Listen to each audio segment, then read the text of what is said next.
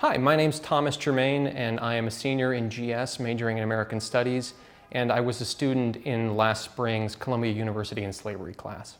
When the Columbia University and Slavery project started, I think the idea was to just focus on slavery itself, but when Professor Jacoby took over the class, he decided to expand it a bit and draw in the legacy of slavery and Columbia's ties to that. So with that in mind, I decided to do my project on what I've been calling the Columbia University cross burning of 1924.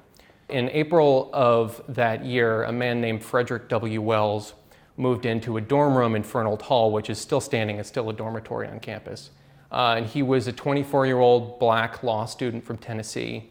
And his presence in the dorm was notable because he was the first black student to live on campus during the academic year.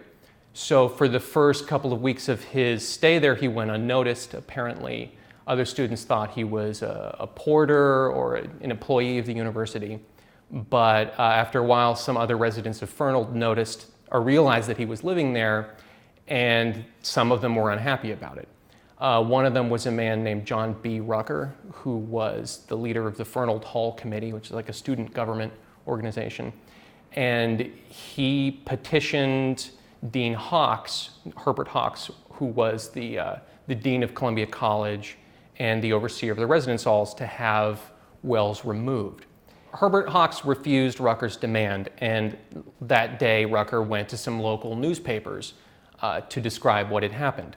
And it ran in a couple of papers, the New York Age, the New York Times, a few others, just describing the controversy that was brewing.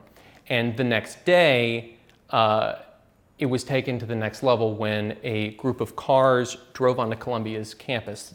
College Walk, which is now a pedestrian thoroughfare, was then a functioning road.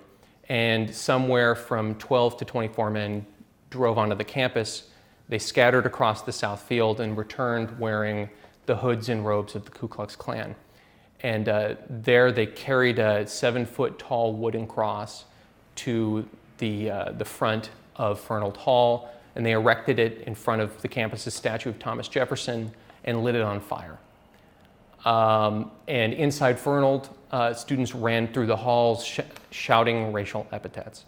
So my project, more than anything, was to document this event and get at the truth of what had happened. One of the more interesting things about this incident is that after the cross was burned, it became national news. I found articles written in almost every state of the Union about the incident, but after a few years, it was kind of forgotten, and as far as I can tell, my paper was the first time anyone has ever written extensively on the subject. People within the university were unaware of it.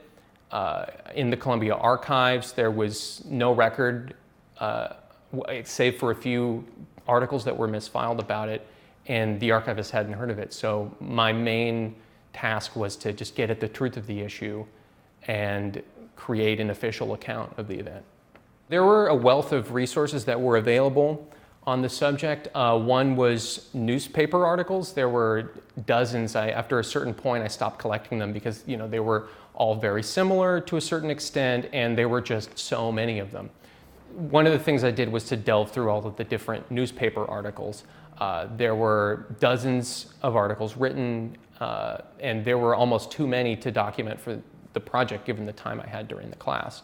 So I went through these articles to try and get at what the truth of the incident was. Some of them were biased in favor of Wells, others were biased against him, and it was an interesting project to see where the similarities were in all of these newspaper stories to get at whatever truth was available.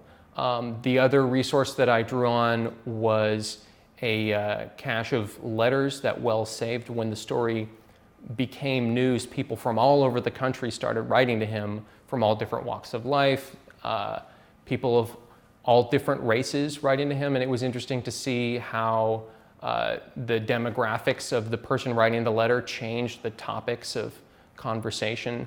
There was even one letter that I found that came from the West Indies. It was a huge story. And I also spent a lot of time going through the archives, and what was interesting there was how little information Columbia had saved.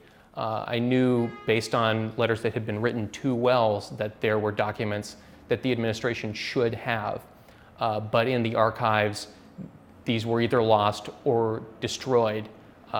But more than anything else, what I found in the archives was silence, and that was telling in and of itself. I think what was most interesting about the topic to me was just at first that it's such a visceral event. Most of the other projects that have been done so far kind of track these long stories across history about the institution and different people who spent time here. But this felt like an opportunity to tell a story that would grab people's attention. It's an event, there's a certain level of violence involved, and I think it's a way to, among other things, get people's attention and, drive home, what was going on campus and the sorts of things that still go on today. Columbia has a reputation for being, this bastion of liberalism, but if you go through its history, there are all these examples of things that a lot of people would rather forget.